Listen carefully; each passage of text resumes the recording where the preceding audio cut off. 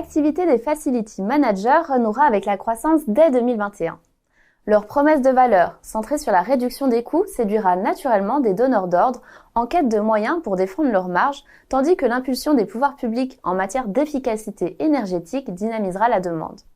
C'est l'une des principales conclusions de l'étude Xerfi Precepta intitulée « Les stratégies de rebond post-crise dans le Facility Management ».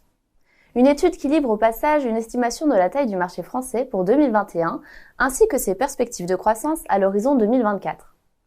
La croissance est donc de retour pour les Facility Managers.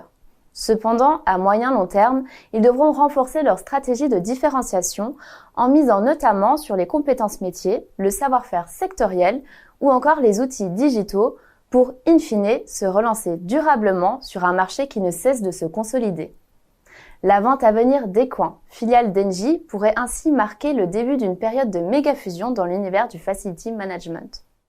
À ce titre, pour mieux décrypter le jeu concurrentiel et ses évolutions à moyen terme, les experts de Xerfi ont cartographié la concurrence sur le marché français, analysé le positionnement des acteurs et la segmentation de leur offre.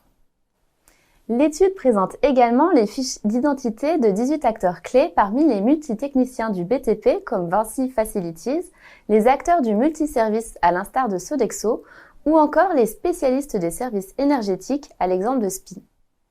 Alors que la scission va inévitablement s'accroître entre modèles premium multicompétences et modèles low cost, à quelles évolutions du jeu concurrentiel faut-il s'attendre à moyen terme? Quels sont les positionnements gagnants? Et quelles options stratégiques s'offrent aux différents profils d'acteurs pour tirer leur épingle du jeu?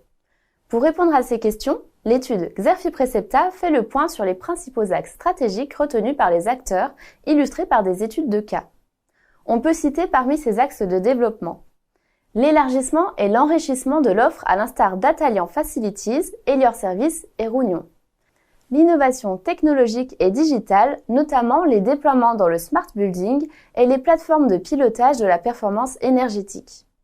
Citons encore l'expansion géographique en analysant notamment le déploiement international des principaux facility managers et les opérations récentes comme celle d'Harmonia et SPIE. Enfin, l'étude propose une analyse de l'engagement des acteurs du facility management en matière de RSE.